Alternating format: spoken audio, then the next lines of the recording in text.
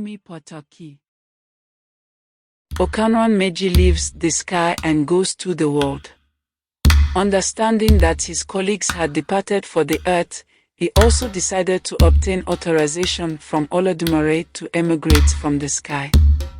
He went to an Awu diviner named Sacred Odu Ifá, who advised him to make sacrifices before going to receive the instruments of authority, Oshe, that God would give him. He was told to make sacrifices with a rat, a fish, a hen, a goat, and a dove.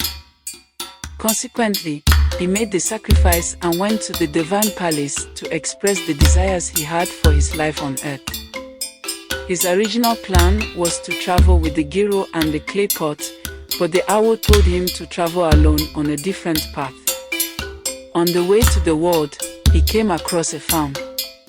At the edge of it was a trap where an antelope had fallen and was beginning to decompose. He removed the antelope from the trap, butchered it, and set about preparing a fire on the farm to dry the meat. While he was placing the meat in the dryer, the owner of the farm arrived and challenged him. However, he explained to the man that his action was a product of his magnanimity to prevent the meat from completely decomposing. When the owner of the farm understood the kind of gesture Okanran Meji had made, he thanked him and handed him one of the antelope's front legs. That is why Okanran Meji is described as the Ifá to whom freedom was given to prosper in life. When he was born into the world, he grew up and became a farmer, although initially he was very unlucky.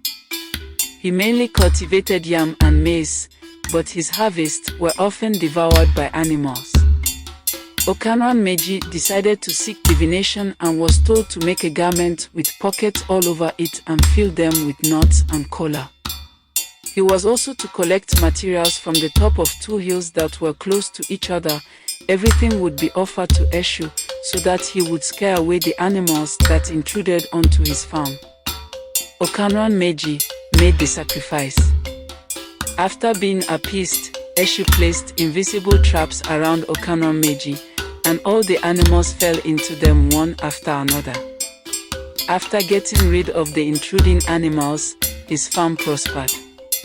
He also made a lot of money from selling the meat of the animals that fell into the traps prepared by Eshu. With the money thus earned, he decided to get married. After getting married, his wife did not have children for a long time. However, one night the wife dreamt and saw Okanran Meji dancing all over the village with a multitude following him. She decided to seek divination to understand the meaning of the dream. The priest advised her to prepare 2 sticks with sharp ends and to obtain a packet of spicy pepper. This was to be used to make a sacrifice to Eshu, pleading for her bad luck to be transformed into good fortune. She made the sacrifice quickly, and things started to improve in all aspects of human endeavor. However, the woman still did not become pregnant. Okanran Meji did not know that she was a destructive and heartless witch. These facts were revealed to him in a dream by his guardian angel, who told him that he, the guardian angel, was responsible for making it impossible for his wife to have a child. The guardian angel told him in a poem that a snake gives birth to a snake just as a witch gives birth to a witch. From the womb of her mother, the snake inherits the sack of poison, just as the witch sucks witchcraft from the bowels of the mother. The woman eventually left him, and soon after, his parents died. After losing his wife and parents, he decided to temporarily change residences and went to an Ifá priest named Ponrekpon Abidi Turiji for divination. He was told to make sacrifice to avoid getting lost in the forest. He was told to give a goat to Eshu and an offering to his Ifá, and to get packages of Eko and Akara for his journey. He also had to travel with 2 dogs. He made the sacrifice and left Ele Ulei, his permanent place of residence, heading towards Ele Oko, where he sought temporary retreat. Before this, and unknown to him, the journey between the 2 places had been a torturous nightmare. Those who undertook the journey between the two places, in a rather mysterious manner, never reached their destination and nobody knew exactly what happened to them.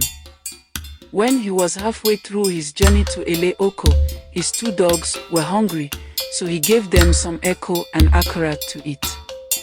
While the two dogs were eating, a mysterious boa constrictor suddenly appeared out of nowhere, pounced on the two dogs, and swallowed them. After having swallowed the two dogs, the boa was helpless, so Okanran Meji took a strong wooden stick and killed it. He left the snake there and went to Ele Oko. When he told what he had experienced there, the people understood that it had been the boa constrictor that swallowed those who traveled between the two villages. The people followed him to where the boa was, to dismember it. He only took the small stone that became the stomach of the boa and the oil, leaving the meat for the people of the village. This unique experience brought him fame and popularity as an Ifá priest. In addition, in the village, he was given several wives in marriage. The moral of the story, Okanran Meji leaves the sky and goes through the world, is that perseverance, sacrifice, and adherence to divine guidance can lead to prosperity and overcoming challenges. Okanran Meji's journey illustrates that even in the face of initial hardships and deceit, like his unfaithful wife, one can find success through diligence, obedience to spiritual wisdom, and by making the necessary sacrifices. It also highlights the importance of agriculture and the significance of divine protection and favor in achieving success and recognition. I hope you enjoyed the Potoki Ifá. If so, please like the video and share it with your family and friends. Comment on it and don't forget to subscribe to the channel and turn on the notification bell for more stories from the Odu Ifá. Thank you for listening. Odebo.